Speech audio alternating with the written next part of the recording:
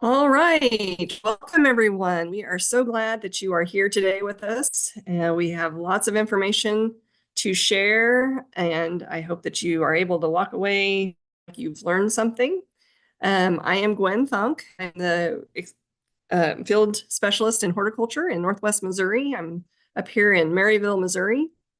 And again, just want to say welcome. And just to remind you, we do have horticulturalists that are spread all across the state. You can reach out to the person that's closest to you. It makes no difference if you happen to live in Davies, but you're closer to DeKalb or whatever. You just feel free to reach out to all of us. We are happy to help in any way that we can. Also, just to remind you that this live stream on YouTube. So if you have to break away for a little bit, this will be recorded and it is on the website that you see, youtube.com/MUIPM. And all of our garden hours are archived there, as well as some of the snippets are highlighted as well. So you can kind of pick and choose what you want to watch. Also, if you have any questions, Debbie will be handling our ask questions here. She'll be changing her name here in a minute. You can just kind of show, or if you have any questions, you can direct them to ask questions here, and that will have your question. Well, hopefully we can address your question here on the garden hour, or if not, we will contact you later. And with that, I think I will turn it over to Zack for our weekly weather report. Thank you. Zack? Great. Thank you, Gwen. And as I'm pulling up my screen here, I think it's kind of an easy summary that it's definitely warm today. And I'll talk a little bit about current conditions, but also what's expected and when we can expect this heat to potentially break here. And so just actually want to start with maybe some current conditions here. This is one of our Missouri Mesonet weather stations on campus here in Columbia at Sanborn Field. And we can see here, this is as of 11:50, so about 15 minutes ago, already up to nearly 89 degrees with a heat index around 99 degrees, and it's only going to get warmer as we go throughout the day. So already pretty uncomfortable outside. And so we've been watching these temperatures a lot over the past few days, but also there's also been a lot of summertime thunderstorm activity that has come along with this heat as well. And so first I'll just show this is our 7-day precipitation going back to last Wednesday here. But this is valid through yesterday morning. And so we can see if you're in eastern Missouri, roughly the eastern half, done pretty well with rainfall. It's been spotty, but a good amount of locations have received around an inch with some heavier totals as well. So here we can see Rolla, parts of the St. Louis metro and extreme northeast Missouri, seeing over 2 inches of rain over the past week and some of those heavier thunderstorms. But really, we've kind of seen rainfall moving over the same areas. So really starting in the kind of north of Missouri and sliding southeast across the state on the eastern side. And if you were watching the radar or the forecast yesterday, we actually had another round of storms that kind of followed these same paths. And so here shows yesterday's rainfall across the state. Again, northeastern Missouri got in on some pretty good storms, but also even central Missouri, including parts of Boone County, seeing some storms and some severe thunderstorm warnings as well. And so all of this heat, where we have seen storms popping up, is producing some good rainfall amounts, but they're overall pretty spotty at this point. And even today, if we look at our current radar, again, northeast Missouri just continues to get rain over the past 3 or 4 days.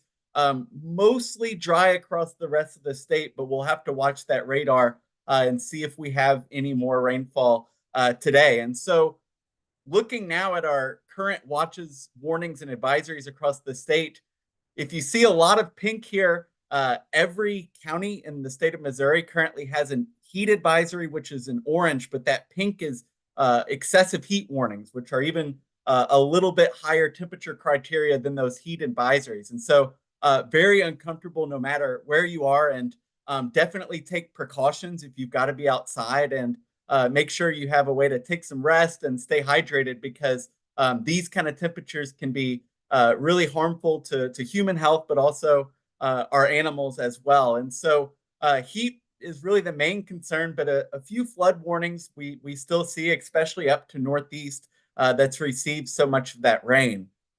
If we look at our drought monitor map on the right that was released last Thursday, still not a lot in the way of drought across the state. And so we only see right now a small area of abnormally dry in southwest Missouri where you see that yellow. But the rest of the state is currently showing no drought conditions ongoing at this moment. And so, what we'll really have to watch, though, with this current heat and parts of western Missouri actually starting to dry out, is if we will start to see any kind of late season drought emerge here. If we look back at July in the books, it's going to look like a wet month for the state of Missouri. But if we look at our map here on the right that shows the percent of normal precipitation across the state, it's pretty unequal here in that we see our blue areas that received a lot of rainfall early in the month, but especially in western Missouri, northwest Missouri, and west central, you see those yellows and oranges really showing 25 to 50% of their monthly rainfall. And we can see that at sites like Kansas City, Cape Girardeau, finishing the month with a greater than 1 inch precipitation deficit. And so combined with this heat and the fact that not everywhere has been extremely wet, we will have to watch over the next couple of weeks to see where any areas might be drying out quickly. And on the wet end, as we leave July, today's our last day, we can really put some records away in Columbia and St. Louis for monthly precipitation. I don't think we're going to add any more, especially in Columbia for today. But we're going to finish Columbia at 11.23 inches of rainfall, which would go down as our third wettest July on record, and really less than an inch short of that all-time July record from 1981. St. Louis, not as much rainfall, currently sitting at 8.39 inches, but that's still good enough for their sixth wettest July going back to 1874. So a couple of impressive near record precipitation totals for the month of July there. But looking ahead, we really have to acknowledge that the heat looks like it's going to continue, especially today, although we should have a short break from it over the next coming days. But it's definitely going to be a hot one for the remainder of the afternoon. If you look on the left at our high temperature forecast for the state, all of the state is pretty much hitting the upper 90s to 100 degrees. But with that humidity, we can take into account the combination of temperature and humidity to see how it really feels like with that heat index. And on the right, that's a pretty ugly map with heat indices topping out around 110 across the entire state. And so a very warm day today. And we will have a few storm and rain chances. And so these two maps on the left is the Storm Prediction Center outlook for severe thunderstorms, where we do have a chance of, or marginal to slight chance for severe thunderstorms across northern Missouri. And on the right is our precipitation forecast, where you see those rainfall totals maybe up to a half or 3/4 of an inch in northern Missouri, but not as much everywhere else. And so it's going to be a pretty similar pattern that we've had since really early Monday, where it's going to be mainly storms firing to our north in Iowa and working their way to the southeast. And so if you're in northern Missouri, maybe some rain, but the rest of us should stay dry for today. Now, rain chances will also be around tomorrow, but this is for a very good reason. If we look at the map on our left, this is our forecasted surface chart at 7 a.m. tomorrow. And that blue line with those triangles is a cold front that will be making its way across the state. So it's going to help to really knock down those temperatures. It's a pretty weak cold front. If you look on the right, maybe up to a 1/4 inch of rain from this cold front tomorrow, but not looking like much of a rainmaker. But I think everyone will be relieved. If we look at our temperatures forecasted on Thursday and Friday, you can see that cold front really working south across the state. And by Friday, upper 80s for a lot of us. Southwest Missouri is still pretty warm, but cooler than we have been. And so definitely welcome temperatures there. So that's the good news. The bad news is that we're going to reverse that trend again as we get into the weekend. and start another warm up ahead of next week. And so here I'll just show our forecast high temperatures right around 90 on Saturday. But as we get into Sunday and Monday, increasing through the 90s. And by Tuesday, especially again in Western Missouri, the return of those upper 90s and triple digit high temperatures. And so really looks like a very similar forecast to last week and a very similar pattern that we expect to see here. And so in addition to all of this heat that we'll see, dry conditions are going to return as well. This is our 7-day precipitation forecast, and this goes through next Wednesday morning. And if you think the map looks a little familiar in Missouri, that's because most of that rainfall there is really what's forecasted today and tomorrow. It's going to be pretty dry over the weekend and getting into early next week. And we really aren't expecting much at all in the way of rainfall. And that'll go along with those very warm temperatures there. So again, we'll have to watch out for where some areas are drying out. This was released yesterday by the Climate Prediction Center. Again, they've put us in this day 8 to 14 climate hazards outlook, and it's for another round of excessive heat. And so this would be valid next Wednesday.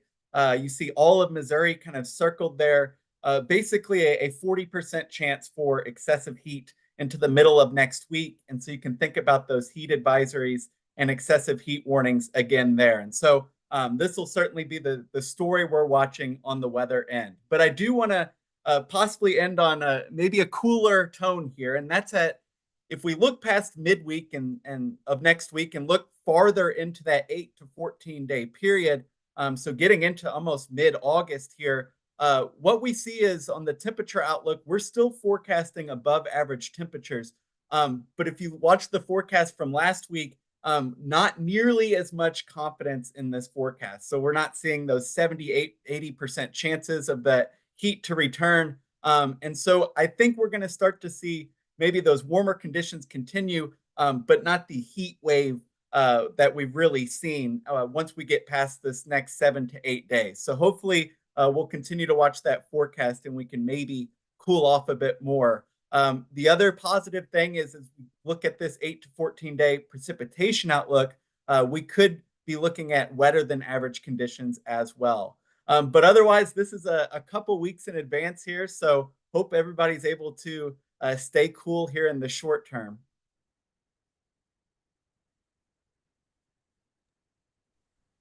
Thank you, Zach.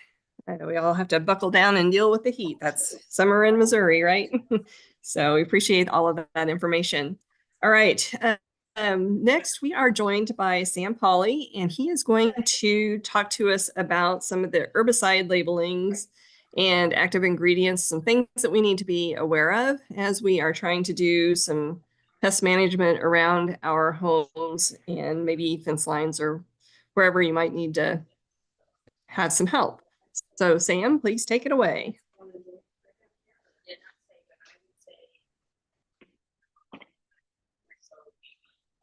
All right, can you guys hear me? Yes, Yes. go up to view, click on view. And then after you get that, to the left, hit the reading view. It's the fourth one over, Okay. third one over, 5. Yeah, that's it. Thanks, Sam. Thanks. Yes. It, wow. Okay. You're, I have a yeah, topic today that I was asked to speak on, and it's something that a lot of us across Extension have been getting calls and discussions about. And I just running into people in town or at the store where they sell pesticide products, I'll start talking to people, and the common concern is, well, I buy these herbicide products and I spray them on my driveway or in my garden or whatever, and they just don't work anymore. And I think the biggest thing is just a lack of understanding that the labels have changed a lot in the last few years. It's caused confusion for everyone across the board, from homeowners to industry, as these products, for example, Roundup, it's still called Roundup, but if you look at the labels, there's a whole bunch of Roundups and they're all different. So I titled this Roundup. It's not just about glyphosate anymore. Now, for those of you who've never looked at a label, it used to be that Roundup was made out of glyphosate. That's the active ingredient, the main ingredient that does the job. And now there's a whole list of different ingredients and different percentages of those ingredients and formulations. And that's what's causing so much confusion. So the first thing I want to mention, and we always say in pesticide education, the label is the law. And that really has a double meaning. One, legally you are mandated to follow everything on that label. But the other side of that is that it's really kind of like you hear the law of the land. The label lays out how to use that pesticide product properly. And I would say 95% of the time, just off the top of my head, the reason the products aren't working is because people haven't fully read the label. And Zack just gave us the weather report. That's a classic key to using, especially herbicides, properly. If you don't apply when the label says the weather is correct, you're probably not going to get good results. I see that right here in central Missouri. People spray these herbicides and it doesn't work. And I say, what do I do? I followed the label and said, well, it says do not apply during excessive heat because the plant shuts down and can't take the herbicide in. When did you apply it? Oh, it was 102 degrees in the middle of the day during the main part of the hot season. Not going to work very well. So it's critical to read the label. Now, this photo shows some conifer trees here in Missouri. And if you look at them, they don't look too healthy. The bottom is torched, but the top is alive. And so you ask, well, what went wrong here? I mean, is there some kind of insect that starts at the bottom and works its way up the tree? Did that lake in the background flood and killed those branches? No, this is your standard herbicide application with a homeowner who put down a weed and feed type product and it burned those trees around the bottom. And so once again, if you look at the label, it'll typically say what plants this can be used on. So if it's a lawn care product, but you have trees or shrubs or commonly garden plots, the vapor from those herbicides can drift over onto those other plants that the herbicide is not labeled for. So it's critical to choose the right product. Here's another picture of trees burned by a weed and feed product here in Missouri. And you can see it looks like an oak tree. It's hard to even tell anymore, but those look like oak leaves. And that tree got burned by the lawn care product that was put down underneath it. So it's critical to read all the way through that label. It's a good investment of your time to make sure you use it right in the right place at the right time. So I'm going to quickly go through just some examples of what you're going to see when you go to these different stores or nurseries or wherever you buy your pesticide products.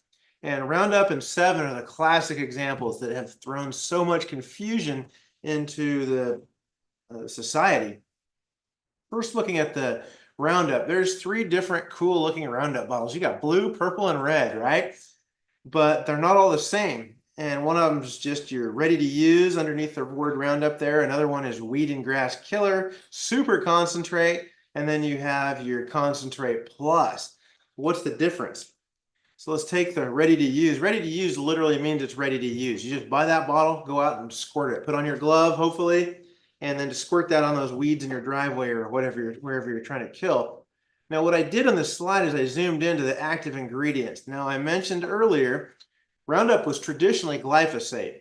Well, glyphosate got a real bad name with all the lawsuits and the radio ads and everything. And so my guess is they started using different active ingredients just to get rid of that bad hype about glyphosate. And so this product I drew in here the actual words so you can read them a little better, but tricloper, fluazepop, and diquat. So it's not glyphosate anymore. It doesn't work the same. And if you compare the old labels to these new ones, they're not going to work on all the same plants. And so you just need to be aware of this. You're not using the same product you used to. Another issue here is if you look at those 3 active ingredients, you're talking less than 1% of each of those active ingredients. Now we look at the concentrate plus. This one also is tricloper, fluazepop, and diquat, but it has much higher percentage. It has twice as much diquat and maybe 5 times more of the other 2 active ingredients. So you can't use this the same. You can't have 2 products sitting there and go, oh, I'll just use this super concentrate plus at the same rate as the other one. So again, there's all these little details that aren't that complicated if you read the label. And then the purple one, this is your super concentrate. It actually is glyphosate. It doesn't have the diquat and the other products in it, and it's at a pretty high percentage. It's like 50% or so. So this one, you're going to want to really read the label and make sure you measure out exactly how much they say to add to the water.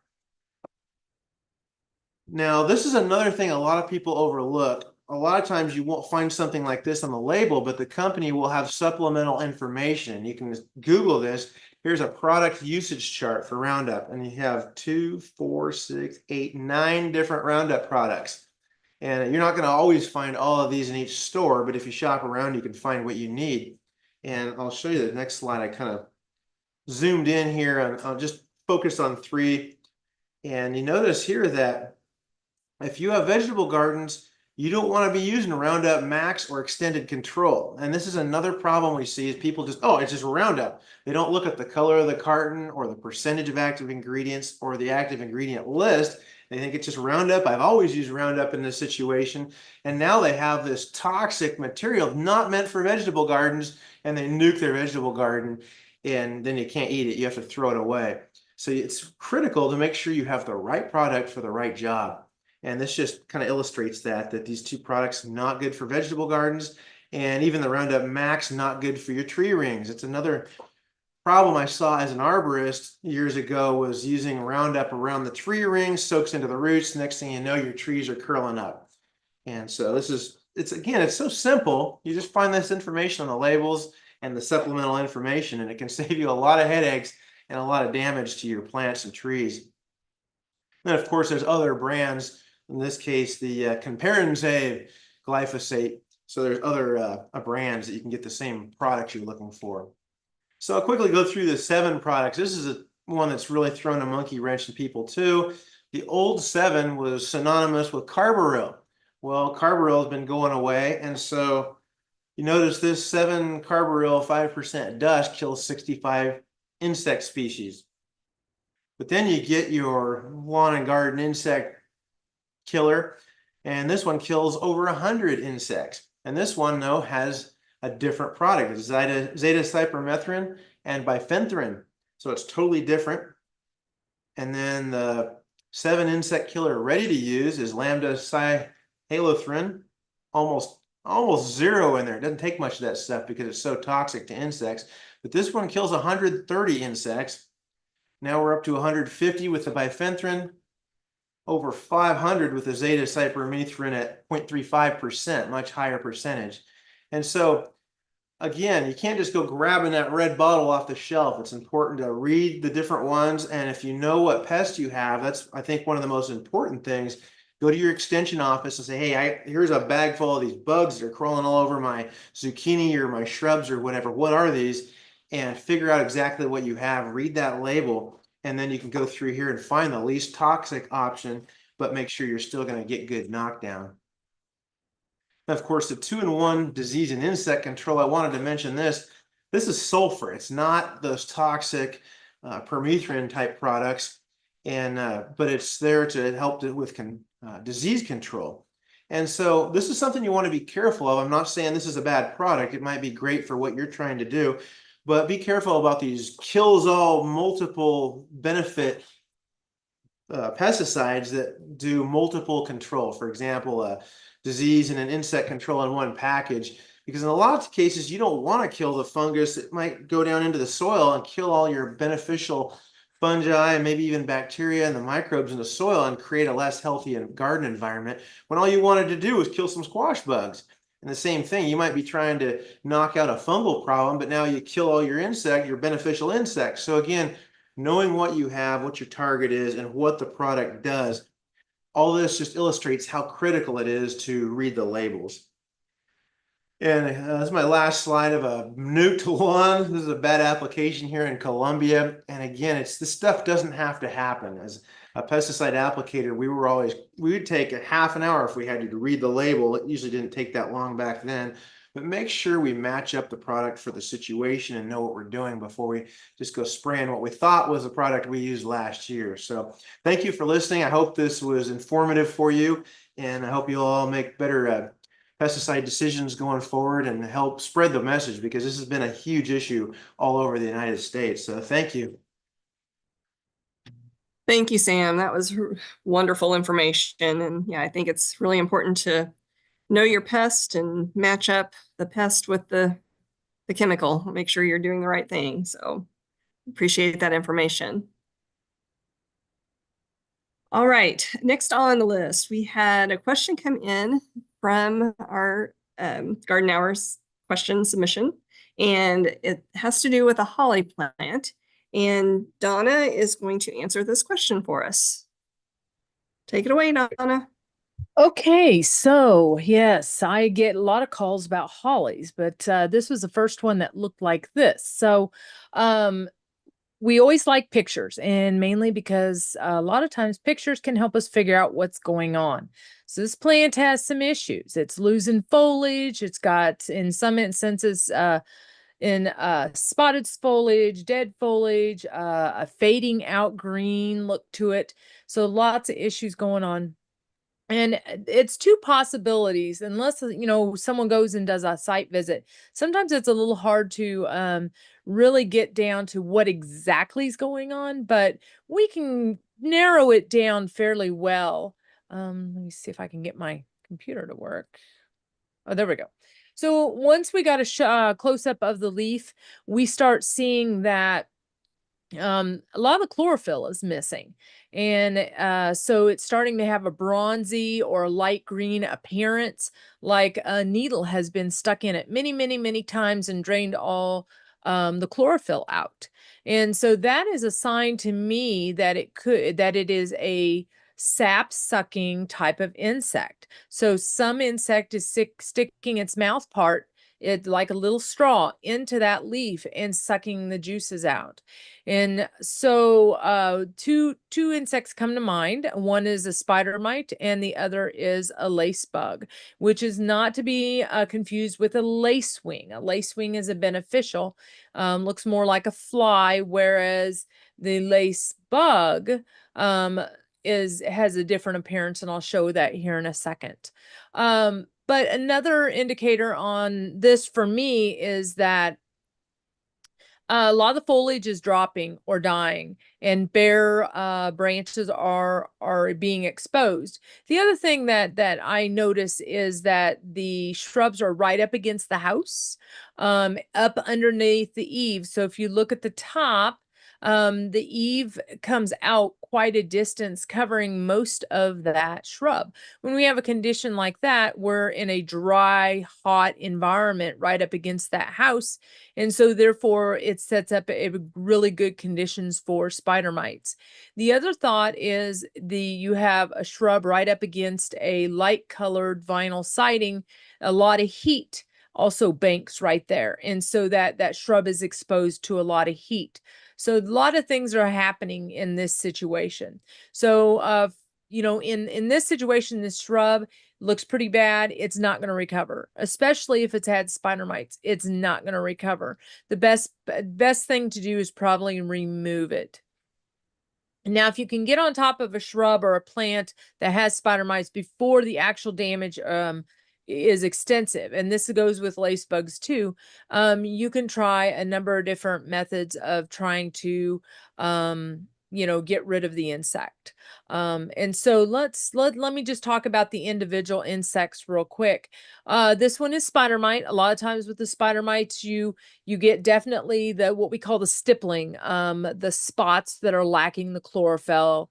Looks like somebody took a little needle and just punched that leaf over and over and over and drained it of chlorophyll. So that's typical of spider mites.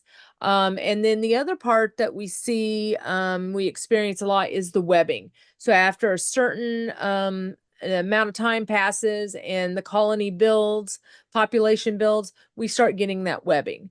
Once you have the webbing, the plant is, in my opinion, is toast. And in most times you cannot save it at that point. Now there are always going to be people that try and prove me wrong, but for the most part, webbing is an indicator that it's gone too far. And these are little, very tiny insects, hard to see with the naked eye. You almost need a hand piece to see it. A lot of times people can take a white piece of paper and tap the branches on that white piece of paper that they suspect have spider mites. And the spider mites will fall on the white paper. At that point, you can see tiny things moving across the page. That is sort of diagnostic tool that most of us use. Since spider mites are not a true insect, you cannot use an insecticide. You have to use a miticide. Unfortunately, most of the miticides that are out on the market are only for professionals and not for homeowners, which is a bummer. So a couple different things that you can try with spider mites. If it's just a light infestation, you can use a strong jet of water several days in a row, over and over and over, and dislodge the spider mites, make it a uncomfortable environment, because they like it dry and hot. So if you can change that environment, sometimes that can help. If it's in the cooler time of the year, you might even be able to use an oil. You do not want to use a dormant oil or a sun oil or a horticulture oil when our temperatures are so high like it is right now. The plants will burn, but you can use it in the off season. Another thing that you can try to do is use insecticidal soap and wash the leaves off. But that's about all you can try. Once again, once that population builds and it gets too far, just like on that shrub, then you might consider just plant removal or plant disposal at that point. Now, the other thought that can do this damage is the lace bugs. And these are a little bug that it's also tiny. You're not going to see it. This is a magnified picture. You're going to have to look close to see them. The big difference between the spider mite and the lace bugs in diagnosis is the black spots on the back side of the leaves. So the black spots that you see in the lower right-hand picture are the excrements. And so what's left over after that insect has been there. And so that is how I differ whether it's going to be the spider mites or the lace bugs. Once again, on the left-hand picture, you notice that the damage is very similar to what is spider mite and also what we're seeing on the holly. So once again, it's going to be taking a look at this shrub to decide which one it has. And I'm leaning towards the spider mites, and only because of the way the shrub looks. But once again, it's hard to really control these with today's chemicals, but you can try, once again, the horticulture oil in the off season, not during the hot season, not now. You can use a systemic insecticide on this one, or you can try to use bifenthrin or insecticidal soap. And so, but both these insects can do a lot of damage. So if you suspect you have either one, get on top of it and get control as quick as you can. Okay, back to you, Gwen.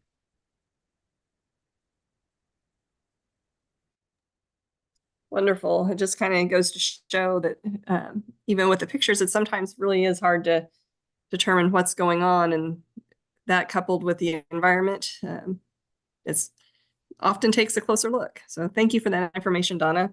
And Next, Gwen, yes. there was a comment in the chat box. It says at the orchid nursery, we wear white latex gloves and rub the leaves. If your glove came away red, that was an indicator of a spider mite. Okay, good to know. All right, Debbie, I think you are next on the docket here, talking about watering your plants with water that comes from a softener. Yeah, so as many of you know, I moved from Jefferson County to Boone County. And with this new house, I have a water softener. And I'm just watering my plants, not thinking of the water softener because I forgot I had it. And all of a sudden I'm noticing, especially with my house plant, some different issues. And I just want to slap my forehead going, really, Debbie, come on, you should know better than this. So what does a water softener really do? And what's actually in the water? And what are the effects on our plants? So let's just take a quick look at this. So in Missouri, this is a water hardness map, and you can see here that we're orange and we're blue. So the orange is very hard and the blue is just hard. Not sure what the full difference is, but if you've got hard water, you've got hard water. And so I know a lot of us have had issues. I know at my previous house I did. And so having a water softener when I got here, I was like, cool, this would be really nice. However, being a horticulturalist, I learned a bunch of stuff. So hard water contains large amounts of calcium and magnesium. And so when you have large calcium and magnesium, it reduces the potential of the soap to actually do its lathering. When that type of water combines with the soap, it can form rings on different surfaces. So the rings around the bathtub, in your toilet bowl, or in the bathroom or the kitchen bowls along in that line. Also, there's buildup on a lot of faucets and on the inside of our pipes. So here's a typical faucet. And that's kind of what mine looked like when I was back in Jefferson County. And I really had to work at it to make sure that I didn't have as much buildup. So when you have a water softener, what it means to have soft water is that you're actually using a mechanical system. And that was on that first slide, and that's what mine looks like. And what this then does is it exchanges the calcium and magnesium for sodium. And actually, sodium is a salt. And we all know that too much salt on a plant can be an issue.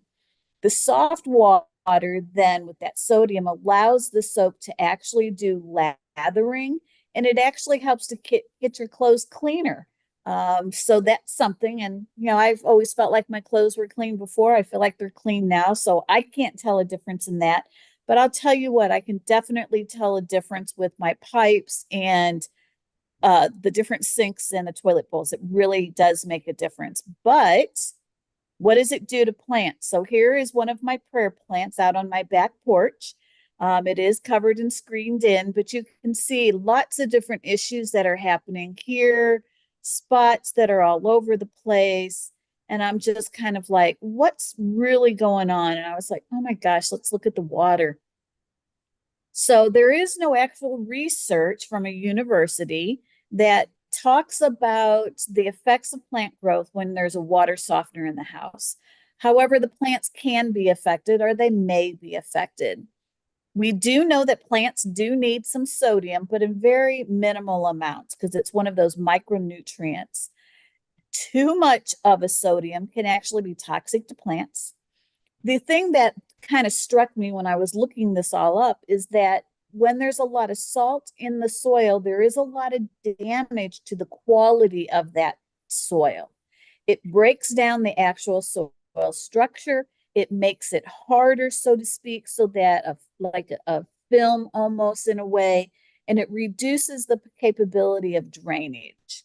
So my pots do have water that come out of the bottom, so I don't feel as if I have reducing of drainage when it comes to the pots. However, there are things that you can do to try to prevent and reduce the sodium if you're using water from inside your home. So leaching, so you want to use rainwater, and you can water your plants that way, where the water definitely is totally coming out of the bottom of the pot so that you can leach out some of that sodium that's actually in the soil inside the pot. You can actually do an elevation. You can place the plants on gravel that actually are going to collect the water as it moves out of the pot, and therefore it allows that pot to not sit in the actual water itself. So knowing that the prayer plant likes a lot of humidity, I thought I was doing a good thing by having some of the moisture that was there and making it more humid for a tropical plant. And in long run, I wasn't doing good justice for it. So if I were to take the bowl that I had my pot in and put some gravel in it so that the plant is actually sitting on top of that gravel, if I water thoroughly so that the water goes through that pot into the bottom and sits into that gravel, then it's not necessarily going to soak back up into the pot where the salt can do a lot of accumulation. The other thing that you can do is actually every so often take the plant out, put in new soil, just totally repot it and start kind of over again with some new soil. And that can help as well. And then we did talk about for the leaching to use rainwater. Just be careful if you're collecting rainwater and decide you're going to use that for for your pots and watering indoors, that's perfectly fine. Just be aware that collecting rainwater can have some different types of contaminants in it, such as E. coli. If it's on the roof of your home, birds roost up there, they do their little business up there, and then that rainwater comes down into your rain barrel. As long as you're using that water for a non-edible plant, it's perfectly fine. If you're going to use it for your raised beds or in your garden, you want to be very careful with using that in case there is some contamination in it for E. coli or salmonella or some of those other types of contaminants that could be in the rainwater. That's all that I have.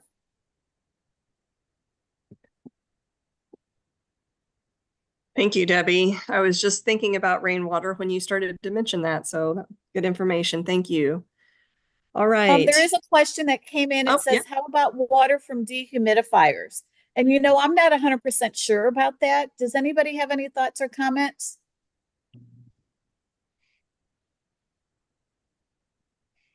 This is Todd. I'll just simply say a dehumidifier or an air conditioner outflow that's not treated. It may pick up some micronutrients through the condensers, but it shouldn't have any biological contaminants per se in it in the system. So it's possible that you could use that for watering your plants. I would not use it as a potable water source, or as Debbie said, to put it on plants that you're going to consume. But it should be perfectly safe for just providing moisture to house plants and ornamental plants. Thank you, Todd. And I also like to mention that we talked about this at our statewide horticulture team meeting this morning. And one of the other colleagues said that if you have a water softener in your house and it runs its cycle during the middle of the night, and if you water during the daytime, then it should still be okay to use that water without too much concern about salt buildups.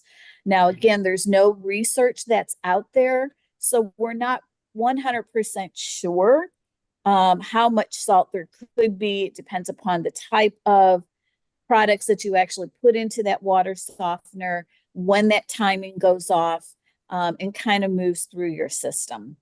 And then Sam's made a comment that he agrees with Todd about what he had to say. And Sam also says you might get a trace of zinc, but the condenser should collect water acceptable for applying to plants. So thank you, colleagues. I appreciate your help with all of that. Gwen? Debbie, there's one more thing that you might add to this, which is I too, when I lived in central Missouri in Jefferson City, had a water softener, and I was concerned about putting out sodium onto my outdoor plants. So there can be two things you can do. One is you could use the potassium chloride salt, which when I used to use that was not much more expensive than the sodium-based salt, but has since gone very expensive. So I would just use that in the summertime. But then I found out, and each house may be plumbed differently, but my plumber said that the outdoor faucets, the water coming out of them did not go through the softener. So that might be something to check out, so that you might know that that water is just typical water from your whatever your source is, whether it's a well or it's your water supply system. That's good to know. I wondered about my outside faucets. And then there was a comment in the chat that says most softeners just affect the hot water. And that piece I don't know. I just know how to turn the faucets on. How does that sound? Yeah, that sounds like a topic maybe we need to research a little bit more. Interesting stuff, how that goes. All right, Todd, since you're right there, you're next. You're going to talk about corn smut. And this came in from, kind of over around, it's Justin Key's region. And he thought it might be good to talk about since sweet corn is growing, and maybe you might see some of this around your area. Todd? Whoops. Go back. There we go. So what is corn smut and what do you need to know about it? Well, it's a fungus. And so like with Sam was having to say those chemical names, I get to say the fungal names and butcher them. So this is Ustalago zea, and it's a soil-borne fungus, and the spores of it can overwinter in the soil. Those spores can remain viable for several years under the right environmental conditions, or until they get the right environmental conditions to attack your corn plant. The spores will travel by wind. So if you have exposed soil and get some wind erosion, you can move the fungus around. Also, most gardeners don't have livestock grazing on their corn stalks, but you may have deer or something like that come through your garden at times, and they may graze on the infected corn stalks. And then when they defecate, those spores go through them and then find a new spot in your garden. So how do we manage for corn smut? Well, first, use good sanitation and good, I'll say, agronomic procedures, but rotate where you're going to grow your corn crop within your garden. Don't grow it in the same place every year. And you may have to have 3 or 4 places that you can grow your sweet corn in, just to kind of rotate it around, avoid the soil-borne bacteria. Say 1 year you think you've outsmarted it because you've moved, and then you find out that the spores moved to a different place in your garden and they just weren't active in 1 year because the environmental conditions weren't right for them to be active. So another way to handle that is to use drip irrigation so you don't splash the spores up onto the plant. Maintain adequate fertility. The other thing is to plant resistant hybrids. So sweet corn is more susceptible than field corn, and heirloom corns are more susceptible than our modern grain corns. Now, if you're a sweet corn grower, the varieties that are most susceptible are Spring Gold, Golden Bantam, Golden Beauty, Silver Queen, and Country Gentleman Hybrid. So Golden Bantam, Silver Queen, and Country Gentleman are all really heirloom types. Country Gentleman Hybrid, maybe not so much an heirloom, but it originates out of an heirloom. So those are not very resistant. More resistant varieties of sweet corn would include Ambrosia,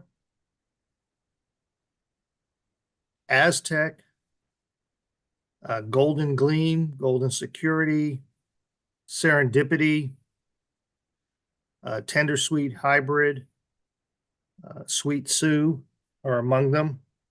And they're resistant, but that doesn't mean that they cannot get the disease. They're not immune to it. So what else can you do? Well, you can remove the infected corn stalks. So if you got this year, do not leave those corn stalks in your garden. The practices for farmers would be to deep till those corn stalks into the soil and place them deeply. But for the home gardener, you can simply remove them and take them off site. Do not compost them. Put them in the trash, if you will, or if you have a burn barrel, you might want to do that. But you want to be careful when you do that you don't burst the fungal sacs there. They get paper thin and they can burst easily, which means that the spores then are released. So you don't want to, as you manage the stalks, you don't want to create more of a problem for yourself. So just be mindful of that as you do that. So remove those galls, and these swelled up areas are what we refer to as the galls. Remove them before they open.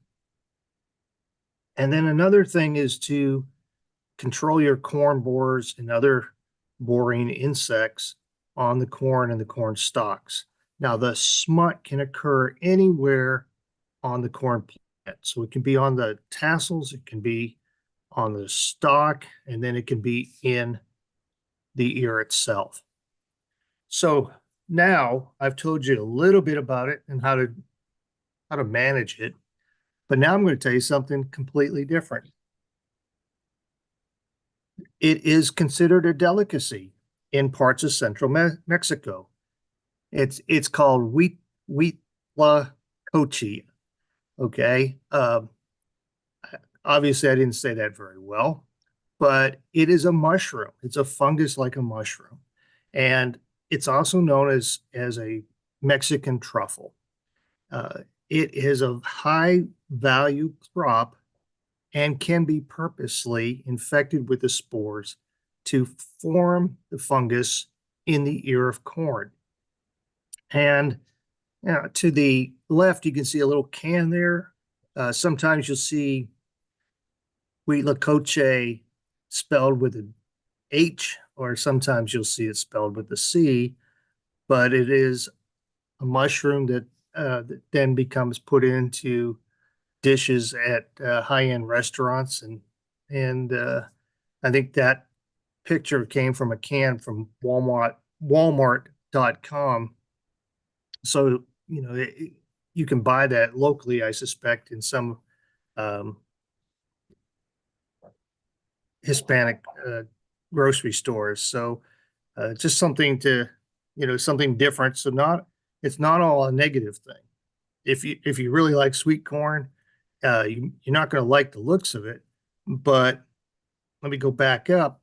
The ear at the top is perfectly fine to eat. You just cut out the fungal part, the infected part, and you can eat the rest of the ear of the corn. So that it's not a toxic mushroom. It doesn't produce toxic spores or anything that would cause you distress if you ate it. So there are some videos that you might be interested in. The first one talks about why corn smut could be good for you. I think the second one talks about actually injecting the ear of corn to produce the corn smut. And then on the right, there's just some literature that you might find interesting. If you have this problem, you want to manage it, or if you think that you might want to try to grow it, there's some good information there. So with that, I'll take your questions. Thank you, Todd. Yeah, we had a couple of people that mentioned that smut is edible and that it is a delicacy. So maybe if you're very adventurous and you see it, you can go out and try some, maybe. We'll see how that goes. All right. Todd, would you Yes. be willing to drop some of those links from your PowerPoint into the chat box, please? I will try to do that. Thank you. Okay, to finish us out, we'll see how this goes. We're going to have Katie talk to us about some interesting insects in the garden that you might be seeing. So Katie, if you're ready. All right, let's see here. So I always enjoy observing what's going on in my garden. And so here are some interesting pollinators that I've gotten to see in the last few years just by being observant and having a diversity of plants in my garden. So this was one I noticed that suddenly my coneflowers were looking kind of brownish. And when I got over and looked closely, I was finding these caterpillars and discovered that coneflower and rudbeckia or black-eyed Susan are host for the silvery checker spot. So that was a fun one that I got to observe and take pictures of. This is one that is a favorite since I have been a kid. This is how I learned about how metamorphosis worked because I always had dill in a garden growing up. And the black swallowtail caterpillars feed on the dill. And then I got to collect and feed them dill, and then in a jar could watch them become a chrysalis and then become the butterfly. And then I happened to have a lot of dill. Somebody had donated about 2 pounds of dill seed to the office, and I could not get rid of it all. So I finally just took it home and scattered it out. And so I've had dill for years and get to enjoy lots of swallowtail butterflies in my garden. I don't know how many of you have a love or hate relationship with mints. I did have one master gardener tell me at one point that it was much nicer to actually have to pull mint than it was weeds. At least it smelled good when you were pulling it. So there is some validity to that point. But I have a fairly large area of mint, and it's in a kind of waste area that's rocky and rough and wouldn't grow anything desirable. But I have really enjoyed over the years when mint blooms, it attracts all sorts of pollinators. So from your normal honeybees and bumblebees to all sorts of butterflies and also interesting wasps. So that picture on the left, I don't know the identification of this wasp, but it looked pretty interesting to me and not something that I had observed before. And here's another one. I had some wildflower seed that I spread out, and one of the plants in it was partridge pea. So it has a pretty yellow flower that it is a legume, as you can kind of see by those seed pods. And that's when I discovered it was a host to the sulfur butterfly caterpillar. So they're very good at blending in. So they're a little hard to find, but a pretty caterpillar. And then in my raspberry, that top left corner, you can see the chrysalis. I was like, wow, that's a unique one. So I had to look it up, and it is the sulfur butterfly.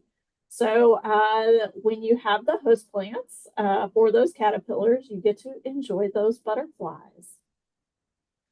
Also, some things I have fun with is observing our natural predators to some of those insects that are bugging you. So if you grow any milkweed for monarchs, a lot of times you have aphids.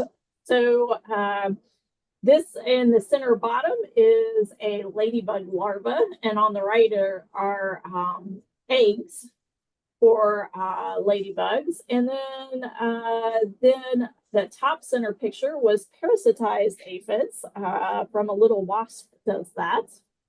And on the right here, this is a lacewing larva eating an aphid. So it's fun to get close and observe those plants. Assortment of butterfly pictures. So as mentioned, having a variety of plants in your garden can lead to lots of pretty pollinators that we can enjoy. And I take great delight in seeing all of these and just really enjoy being out in the garden.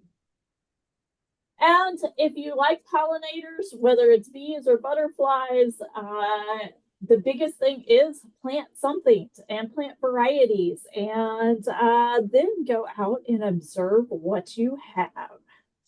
That's all I have. Those were really interesting. I love seeing all the variety of plants and insects that you find. Wonderful. Let me share my screen real quick and go. All right, just to remind you that we are streaming on YouTube, so you can find archival information and search for snippets and that kind of thing on the youtube.com/MUIPM. Also, We are still running weekly from noon to 1 p.m. And if you have a question that you would like to submit, you can do that at this web address at the bottom of the screen, ipm.missouri.edu town halls. And please include pictures so that we can help diagnose what the problem might be. If you're wanting to save the chat with all of those wonderful links, you just go to the top of your chat box, click the three little dots that are horizontal up here, and then you can, you'll get a menu that drops down and you just click Save Chat and it will save it into your Zoom file. So that you can have those resources. And then just a reminder that this is where our horticulture specialists are stationed around the state. Please feel free to reach out to any of us and we will be happy to help you. And with that, we certainly hope that you enjoy your afternoon and come back and join us next week. Y'all have a great day. Thanks.